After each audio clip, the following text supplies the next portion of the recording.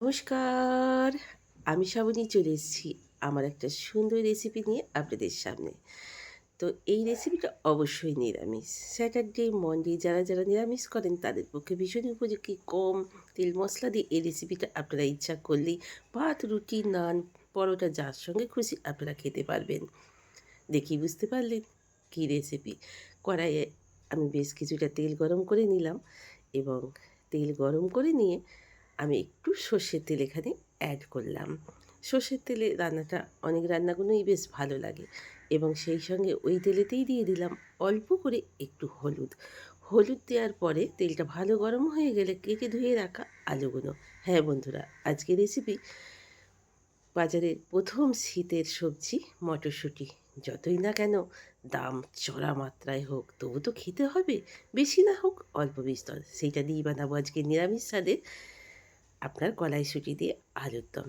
তো চলুন একে একে আলুগুলোকে খুব সুন্দর করে ধিমে আঁচে ভেজে নেওয়া যাক।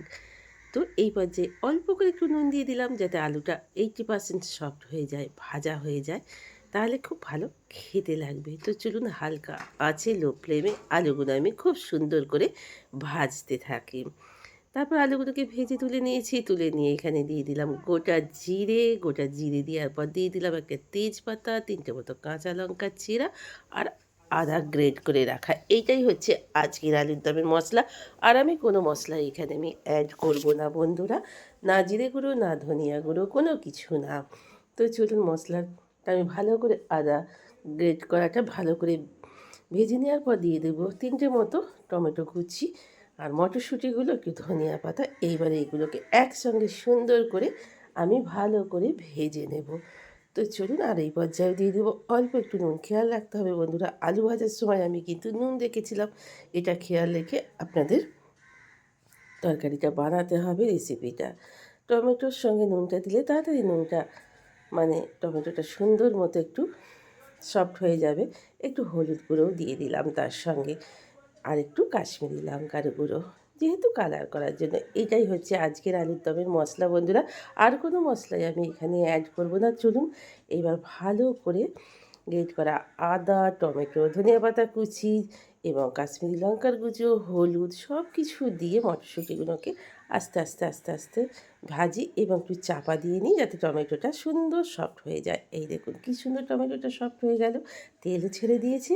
এই পর্যায়ে দিয়ে দিলাম ২-৪টে চিনি, আপনারা চাইলে নাও দিতে পারেন চিনিটা ইচ্ছা মতো, এবং দিয়ে দিলাম বেশ কিছুটা ফাটানো টক দই।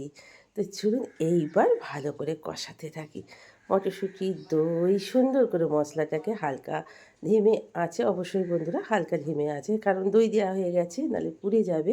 আর একটু আমি গরম জল চাপিয়ে দিয়েছি, যেহেতু আলুটা 80% মতো সিদ্ধ হয়ে গেছে। এবার ঠান্ডা জল দিলে আলুগুলো দরকচে হয়ে যেতে পারে, সিদ্ধ হবে না। তাই জন্যই গরম জল এখানে অবশ্যই অ্যাড করবেন।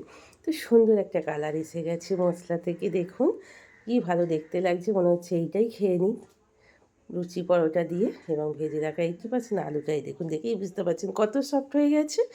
এইবার ভালো করে কষাতে থাকুন যাতে আলুর ভেতর পর্যন্ত গ্রেভিটা ঢুকে যায়, মশলাটা ঢুকে যায়। হালকা ধিমে আছে, বারবারই বলছি বন্ধুরা। আর আমি ওদিকে গরম জল একটু করে নিয়েছি আলু বাটিটাতে, সেইটাই আমি অ্যাড করব। তো আমি গরম জল দিয়ে দিয়েছিলাম ওপর থেকে। এবার এই পর্যায়ে দিয়ে দিলাম একটু ধনিয়া পাতা কুচি আবারও। তো ভালো করে চলুন নেড়ে ছেড়ে একবার সুন্দর করে ধনিয়া পাতা কুচির সঙ্গে আলুর সঙ্গে এটা বেশ খানিকক্ষণ আপনাকে নেড়ে চেড়ে কষিয়ে নিয়ে আপনাকে, এই দেখুন আলু বেশ সুন্দর সিদ্ধ হয়ে গেছে একেবারে। দেখছেন এর থেকে বেশি সিদ্ধ হয়ে গেলে এগুলো ভেঙে যাওয়ার ভয় থাকে। একটু ডাঁটো ডাঁটো থাকলে সব তরকারি খেতে বেশ ভালো লাগে। তো চলুন মিনিট পাঁচেক পরে ঢাকা খুলে দিয়ে দিলাম একটু সুন্দর। এবার গরম মশলা গুঁড়োর সঙ্গে এবার আলুর দমটাকে ভালো করে আমি মিশিয়ে নেব সুন্দর করে, হালকাভাবে, নাহলে আলুগুলো সব ভেঙে যাবে বন্ধুরা। তো তারপরে এদিকে আমি চাপিয়ে দিয়েছি পরোটা। এই পরোটার সঙ্গেই হবে আজকে আমাদের এই মটরশুঁটি আলু নিরামিষ আলুর দম। নামাবার আগে অবশ্যই ফেস ক্রিম দিয়ে নামিয়ে ফেললাম। আপনারা চাইলে দিতেও পারেন, না পারলে নাও দিতে পারেন। তো আজকের এই রেসিপিটা আপনাদের কেমন লাগলো আশা করছি আপনারা কমেন্টের মাধ্যমে জানাবেন। এইরকমই নিরামিষ স্বাদের যদি কোনো রেসিপি আপনারা পেতে চান আমাকে কমেন্টের মাধ্যমে বলবেন। আপনাদের একটা কমেন্ট আমাকে অনেকটাই অনুপ্রেরণা জাগায়। একটা কিছু বানানোর জন্যে। তো চলুন বন্ধুরা, আজ এই পর্যন্তই থাক।